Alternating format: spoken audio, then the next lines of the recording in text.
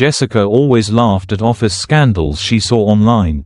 "That would never happen to me," she once said to her husband with the unshakable confidence of someone who believed herself to be immune to chaos. But in the end, Jessica Morgan became nothing more than a silent clip passed from phone to phone, played over cheap laughter in break rooms. At 28, Jessica was the kind of woman who looked like she had everything figured out. Assistant to the executive director at a prestigious financial firm in downtown Chicago. She wore her ambition like perfume, subtle, lingering, but always present. She wasn't loud, never overly assertive. Her power came from being poised, observant, intelligent. People trusted her because she listened. People liked her because she never demanded to be liked. And yet, despite everything she gave to the company, her name had remained frozen on the same office door for 3 years. Daniel, her husband, was her opposite in many ways. A high school history teacher who still believed in chalkboards, handwritten notes, and the sanctity of Sunday mornings. He loved her with the steady reverence of a man who still said grace before dinner. He never competed with her success. In fact, he celebrated it. When she got her first big client, he made her pancakes in the shape of dollar signs. When she pulled her first all-nighter at the firm, he stayed up too, just to bring her tea at 3 a.m. They had a rhythm, or at least, they used to. Lately, Jessica's rhythms had changed. She would come home later and later, her key fumbling at the lock long after Daniel had already brushed his teeth and dimmed the lights. When he kissed her goodnight, she often turned her cheek instead of her lips. Her phone, once carelessly tossed on the kitchen counter, now never left her side. She began to put it face down, sometimes even turning off notifications completely. Daniel noticed. Of course, he noticed. The little things first, her absent-minded nods at dinner, the sudden bursts of attention when she caught him watching her too closely, the almost imperceptible guilt in her smile. She started showering late at night. She had new clothes, nothing dramatic, just slightly more expensive blouses, heels a little too tall for her usual taste, a new perfume, faintly musky, something he didn't recognize. At first, he told himself she was just evolving, working harder, trying to stay competitive. The industry was brutal. After all, maybe she was just tired. But then there were the lies. Small, delicate lies. The kind you might believe if you wanted to believe. Team meeting ran long. We had a surprise deadline. Networking drinks with clients. They came too easily, like rehearsed lines from a well-worn script. One night, Jessica came home and Daniel decided not to ask anything. Instead, he watched her move through their apartment like a ghost. She went straight to the shower, steam curling out under the door. Daniel sat in silence, the television flickering across his face, playing a sitcom neither of them watched anymore. He tried to remember the last time she had touched him. When she fell asleep that night, Daniel lay awake beside her, staring at the ceiling. Her phone buzzed softly on the nightstand. But she didn't stir. He didn't reach for it. He didn't need to. The next evening, when she got into the shower again, Daniel found himself standing in front of her purse. His hand trembled slightly as he unzipped it. It felt wrong, like betrayal, but some betrayals are quieter than others. Some sneak up behind you wearing your wife's perfume. Inside, folded neatly, was a hotel receipt. The date was last Thursday. The same Thursday she had told him her team was pulling an all-nighter. It was for a room at the Rivergate Hotel, a place known less for business and more for its skyline-viewed jacuzzis and discreet check-ins. He stared at it for a long time. A very long time. The room number was 1908. Jessica emerged from the bathroom wrapped in a towel, humming something soft, her face still flushed from the heat. She didn't notice the receipt on the kitchen table until the following morning. Daniel said nothing. He didn't need to. She saw the way he looked at her now, like she was a question he was too tired to ask. Her hands trembled as she poured the coffee. Silence filled the room like smoke. Thick, choking, invisible, but inescapable. And yet, Jessica didn't explain. Maybe she couldn't. Maybe the story of how a woman falls isn't told in a scream, but in 1,000 quiet steps. A hand that lingers too long. A compliment from the wrong person. A moment of weakness. A door that should never have been opened. Jessica had always laughed at scandals. Now, she carried one in her purse. It started with a conversation. Harmless, she told herself. Jessica had stayed behind after a quarterly review meeting, half expecting Richard Hayes to brush past her with a nod and nothing more. Instead, he lingered, the way he always did when the office was just quiet enough for suggestion to thrive. "You're wasting your potential," he said, leaning against the edge of the conference table with practiced ease. "You're sharp, organized, but you don't sell yourself. That's your flaw." Jessica had blinked. "I thought the work was supposed to speak for itself." Richard had smiled. Slow, measured, a man used to being agreed with. "That's cute, but naive. In this world, work only talks if someone powerful gives it a microphone." That was the beginning. She didn't want to admit how the flattery made her feel. Seen, special, chosen, after years of being just efficient, just reliable, suddenly she was exceptional in someone's eyes. She told Daniel about the conversation that night. Keeping it casual, left out the tone, left out the pause, left out how Richard had let his gaze rest too long on the line of her jaw. A week later came the dinner invite. Strictly professional, the text had read. She had hesitated, then justified. Connections matter. He is the boss. After all, the restaurant was expensive. He ordered wine without asking. They didn't talk about projects.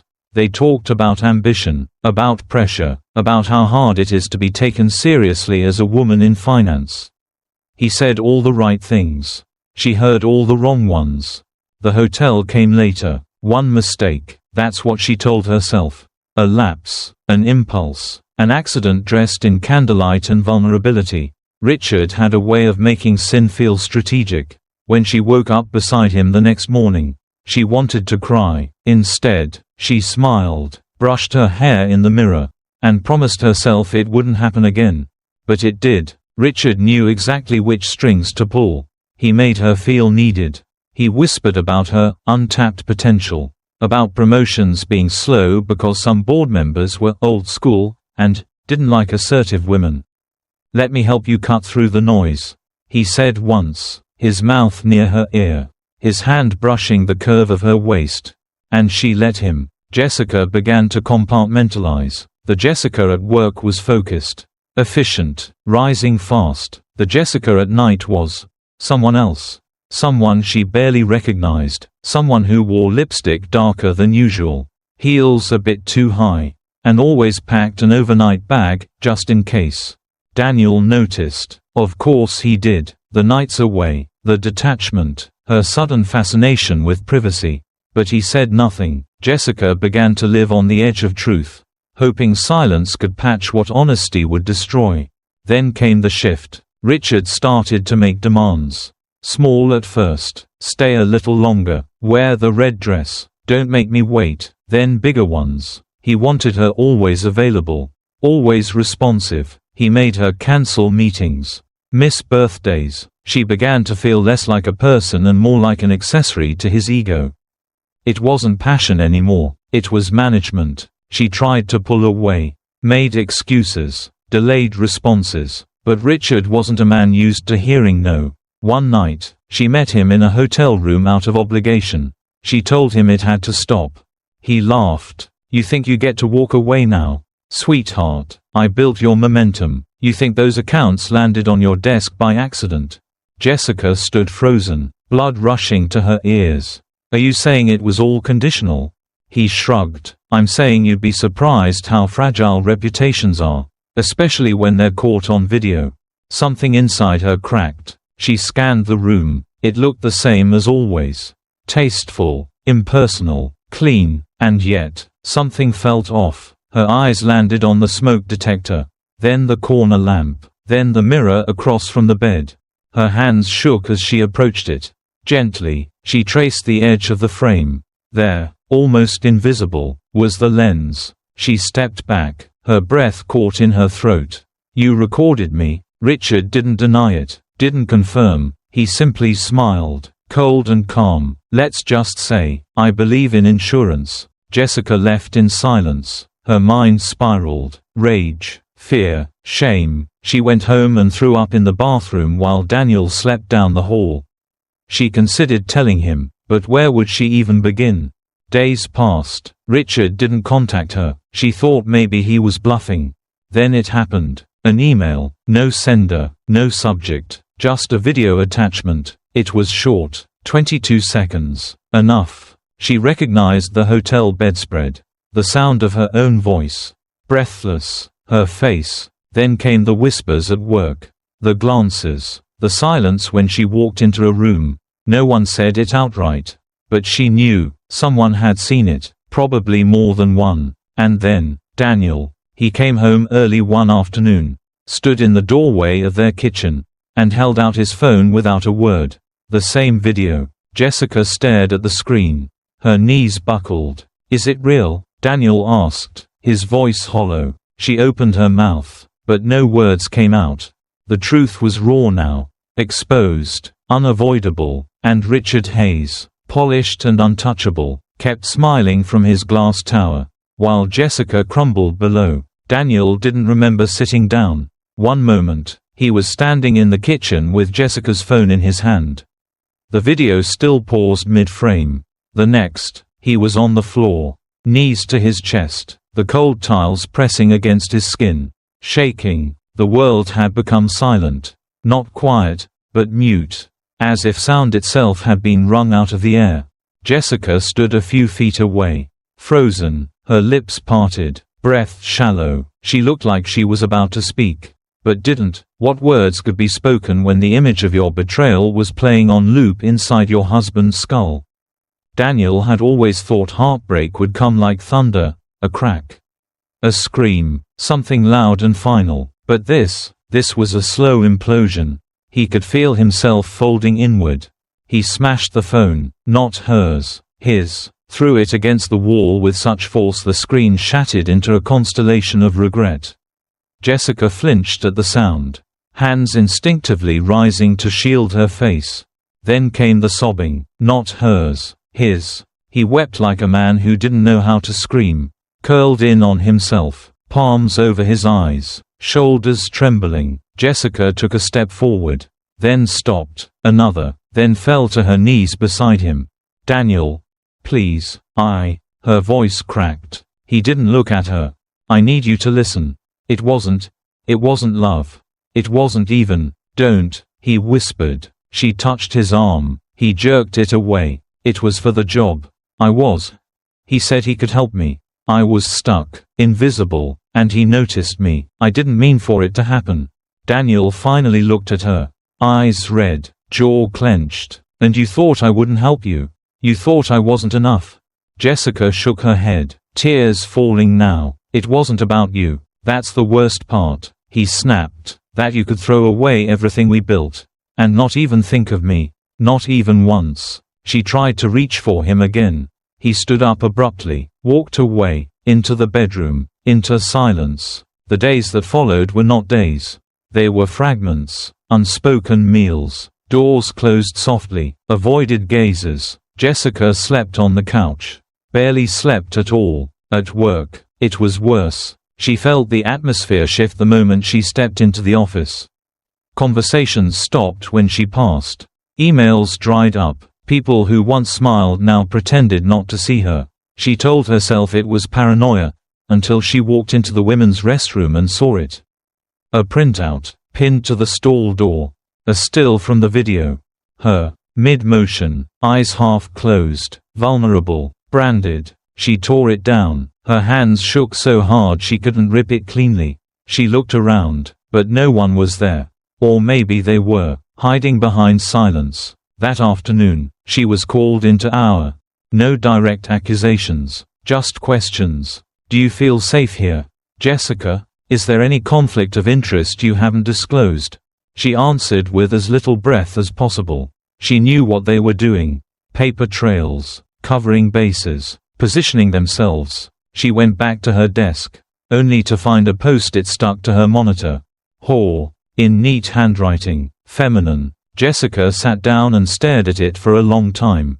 then slowly peeled it off and folded it, as if it was something delicate. She couldn't work, couldn't focus, couldn't breathe. She stared out the window for hours, watching people walk past on the street below. All of them untouched, unaware, free. At night, Daniel said nothing. He had moved into the guest room. The hallway between them had grown into a chasm. Once, she stood outside his door, listening to the soft sound of him breathing. She wanted to knock, to cry, to beg. She walked away instead. She didn't know who she was anymore. A career woman, a traitor, a pawn. She had made a choice, and then 1,000 more to protect it, until the lie became heavier than the truth. And now the truth was all that remained. Jessica had not simply lost her husband. She had lost her reflection, her reputation, her name, and there was no one left to blame but herself. The suspension email came on a Monday morning. No subject line, just a line of text, effective immediately. You are placed on administrative leave pending further internal review. Jessica sat at her desk, staring at the screen as if the words might rearrange themselves. She didn't cry. There was no panic, only numbness, like a sedative injected directly into her bloodstream. Her badge was deactivated by noon. They didn't escort her out. That would have been too obvious. Instead, her login expired mid-click, and her Outlook locked itself with a hollow beep. She packed her things in silence. No one looked up, no one said goodbye, not even Karen from accounting, who used to ask about her weekend. The walk to the elevator felt like a funeral procession no one bothered to attend. That night, Daniel didn't come home. A note lay on the kitchen counter. Short, mechanical, staying at Mark's, papers coming soon. The divorce papers arrived on Friday. She didn't open them right away. She placed the envelope on the nightstand, next to a picture of their honeymoon in Oregon. Two smiling strangers who didn't know what lay ahead. When she finally opened it, she only scanned the lines. Property division, no contest, mutual agreement, no children, no pets, no reason to fight. She called her mother that weekend. No answer. Tried again, straight to voicemail. Her sister unfollowed her on Instagram. Her college roommate left a comment on one of her old photos. "I thought you were better than this." Jessica stopped scrolling. She stopped everything. The job search was next. She cleaned up her resume, wrote new cover letters, created a new Gmail. She Googled herself to check what a recruiter might see.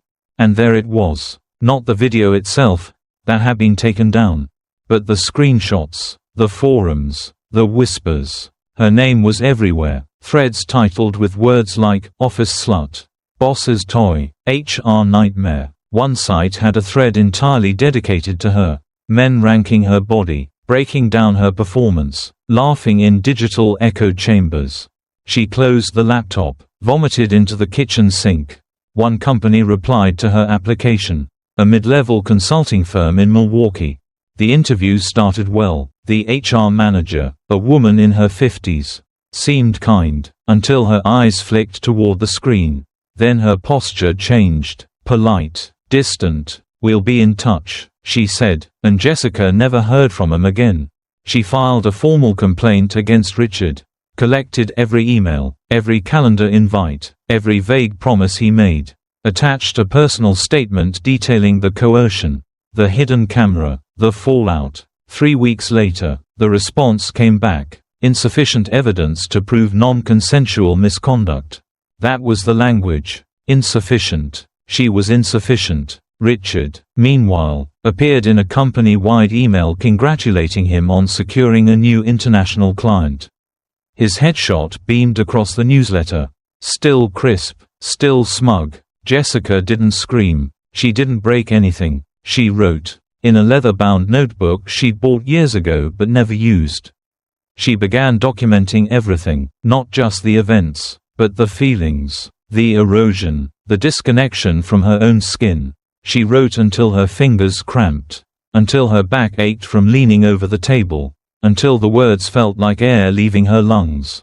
Each night, she returned to the journal. Ritual, confession, final anchor. She didn't go out, she didn't turn on the TV. The apartment became a tomb of memory.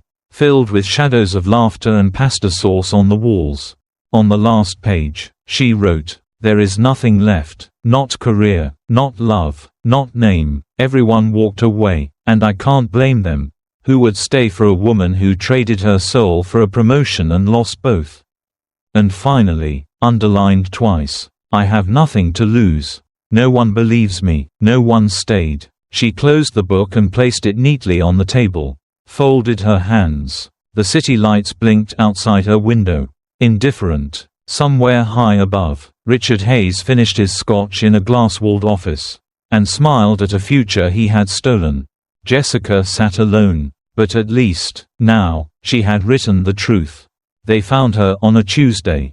It was the building manager who called it in. The rent hadn't been paid, and the smell had started to seep into the hallway. No one answered the knocks. No one had seen her in over a week. Inside the apartment, the lights were off, the curtains drawn. The only sound came from a clock ticking somewhere in the kitchen. Indifferent and eternal, Jessica was on the couch. The leather-bound journal lay on the coffee table, open to the last page. Next to it, a glass still half full of water, untouched. Her expression was calm, not peaceful, not content, just still, a kind of stillness that spoke of finality. The coroner called it suicide, a combination of prescription drugs and alcohol. The note was the journal itself.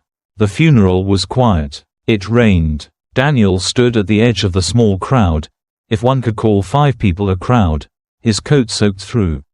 His hands wrapped tightly around the worn leather of Jessica's journal. He had read it cover to cover, once, twice, and again, every sentence carved into his chest like a blade. She had never stopped loving him. That much was clear between the lines. But she had hated herself more than she could ever ask him to forgive. Daniel hadn't known how deep she had fallen, hadn't seen the silence as a scream, hadn't understood that her detachment wasn't distance, but drowning. He was the last to leave, the last to look at the coffin before it was lowered, the last to whisper goodbye. Across the city, Richard Hayes was in a conference room, shaking hands with a client from Singapore, closing another deal. His suit was pressed, his smile sharp. No one mentioned Jessica. Her name had been scrubbed clean from the company's records. Her desk reassigned within a week of her leave. But the silence didn't last forever.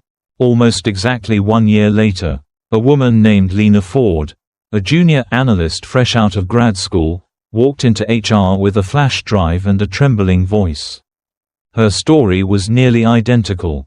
Coercion, manipulation, promises, a camera. But this time, there was proof. Audio, video, emails. And when it broke wide.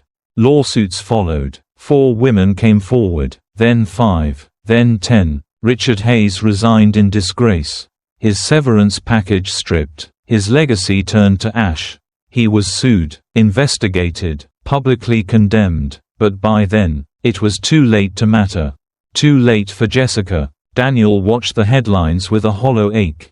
The world was outraged now. The same world that ignored Jessica, dismissed her, blamed her. Now they were sorry, now they believed. He didn't speak to reporters, didn't join the lawsuits, but he did one thing. He gave the journal to a podcast.